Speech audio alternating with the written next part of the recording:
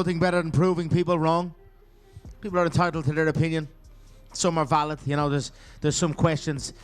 Time out, injury, lifestyle, yada, yada, yada. I know, and your boy knows there. Fair play to him. And there you go. Let's go. We're going to go in Saturday night and them all up again. You know, the business is on the rise. The money is coming in.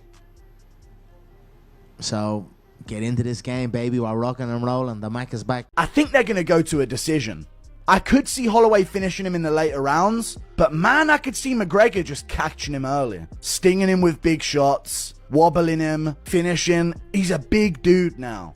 Look at the shoulder span, the muscle on him. He's always been a fast twitch muscle athlete as well. At 170, if he sneaks in on Holloway with 10 pounds of an advantage, bang, cracks him with a perfect timed shot.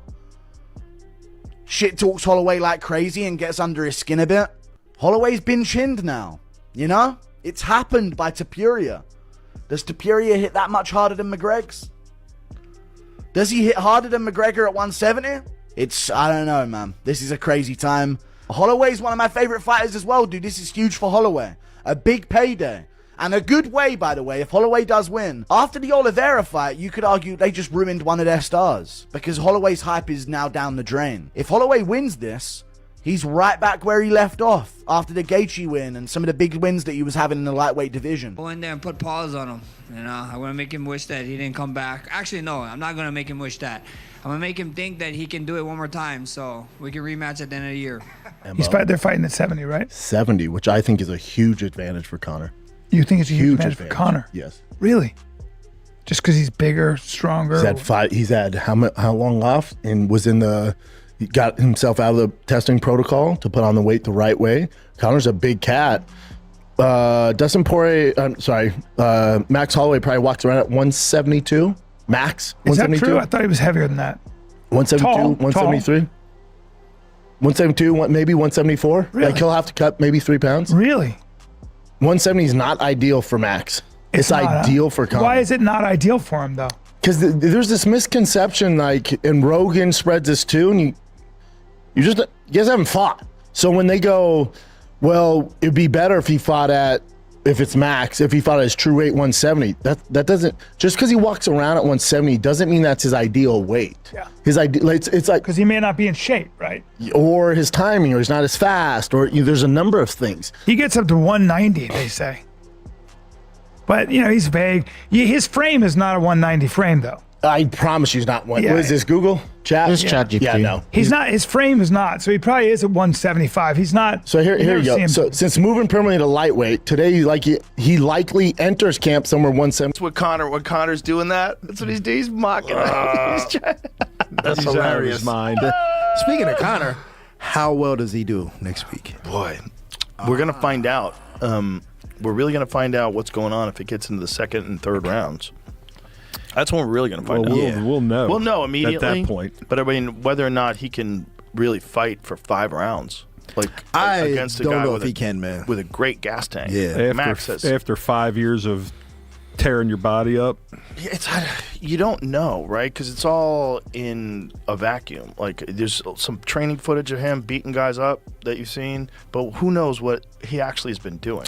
We know he's been partying, but has he also been, really training? Because if he's been really training and he shocks everybody because he's still got his skills. Yeah. I mean, my God, if he somehow or another sparks out Max in, the first round, do you know how big he becomes? He's right back. Right back. Right back. I mean, he's right back. Him and Justin Gaethje, the biggest fight in the history of the known universe. That would be sick. They go for the BMF title at 170. Right. Conor's like, I don't want to cut any weight. Right. That fight would be crazy. My only concern is his size.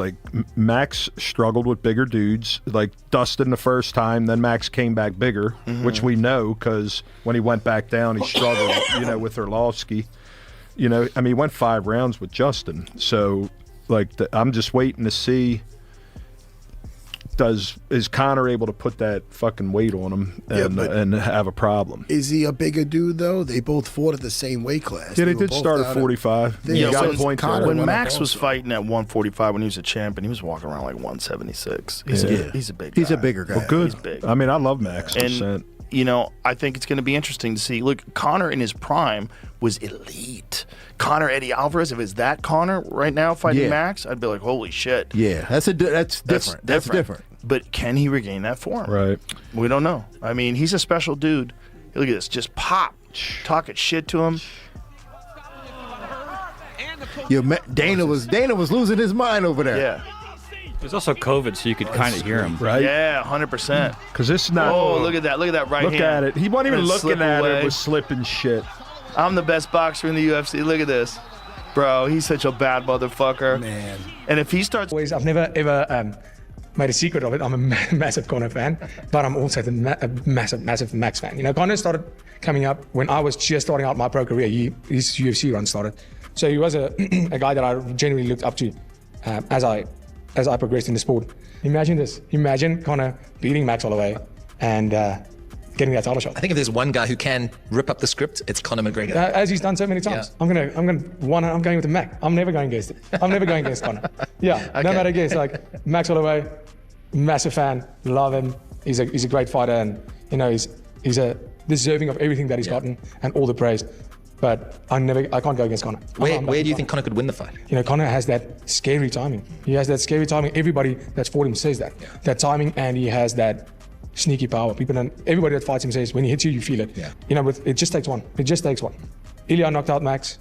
You know, it can be done. With fight night closing in fast, Conor McGregor has sent a loud and direct message to Max Holloway ahead of what many are calling one of the most anticipated rematches in featherweight history. McGregor made it crystal clear that the moment that cage door locks shut, there is nowhere for Holloway to hide and no escape from what is coming. This is not just pre-fight talk from McGregor. The man genuinely believes that once he and Holloway are locked inside that octagon on July 11th, the outcome is already decided in his favor. He carried that energy into every word he spoke, and anyone paying attention could feel the weight behind it. Max Holloway, on the other hand, took a completely different road when responding to his opponent. Rather than firing back with aggression or trying to match McGregor's intensity, Holloway kept things composed and even showed a level of genuine respect for the man standing across from him. Holloway acknowledged McGregor as a true fighter, someone who belongs in the sport at the highest level. He also pointed out something that often gets overlooked in the build-up to big fights, and that is the physical toll this sport takes on a body over time. Holloway suggested that the years McGregor spent away from competition likely gave him something valuable, a real window to recover from accumulated injuries and come back to the cage feeling physically fresh. Whether that ends up helping McGregor or not remains to be seen, but Holloway was clearly choosing respect over mind games heading into this one. When the conversation shifted toward his actual opponent, McGregor showed a side of himself that does not always get highlighted. He offered honest and genuine praise for Max Holloway, calling him a talented fighter and going as far as predicting that Holloway will one day earn his place in the Hall of Fame. That kind of acknowledgement from McGregor is not nothing. He does not hand out compliments without meaning them, but the praise stopped right there, because McGregor quickly followed it up by making it absolutely clear that in his own mind, his skill level sits above Holloway's on every measurable level. He respects the man, but he fully expects to walk out of that cage with the win, and he did not soften that belief for anyone listening. Michael Bisping weighed in on the matchup, and his take was worth paying attention to. Bisping identified Max Holloway as one of the most genuinely difficult opponents Conor McGregor could find himself standing across from at this point in his comeback. He was not saying it to stir things up or create drama. Bisping laid out a real case for why this fight is harder to call than people might think. The specific moment he pointed to was Holloway's performance against Justin Gaethje, a win that showed something important about where Holloway currently stands as a fighter. That victory demonstrated that Holloway is not just a durable competitor who absorbs punishment well, he is someone who can go in against elite opposition and come out on top in memorable fashion. Bisping made it clear that McGregor is not walking into an easy night, and anyone counting Holloway out based on McGregor's confidence alone might be missing the bigger picture. What makes this fight genuinely compelling is that both men are carrying something real into it. McGregor is chasing the kind of moment that would let him rewrite the recent chapter of his career and reassert himself as the greatest featherweight the sport has ever produced. That is a specific and personal mission for him, and it adds a layer of motivation to his preparation that goes beyond just winning a fight. Holloway, on the other side, arrives as a battle-tested contender with a proven record against high-level competition, someone who has shown the ability to grind through adversity and come out standing when it matters most. His durability is not just a talking point, it is something he has demonstrated repeatedly over the course of a long and demanding career. Between McGregor's push to reclaim his legacy and Holloway's own standing as one of the division's most reliable and resilient fighters, this matchup heading into July 11th carries more storylines than most fights manage to pack in. The history between them, the years that have passed since their first meeting, the physical changes both men have gone through, all of it feeds into why this rematch feels different from a standard title fight buildup. So the question now is simple. Who do you have walking out of that cage with the win, and how do you think the fight actually plays out when the bell rings? Drop your predictions down in the comments section below and let everyone know what you are most looking forward to seeing on Fight Night. If this breakdown gave you something useful heading into the event, go ahead and hit the like button and subscribe to the channel so you do not miss any of the coverage leading up to the night itself. Thanks for watching, and we will see you in the next one.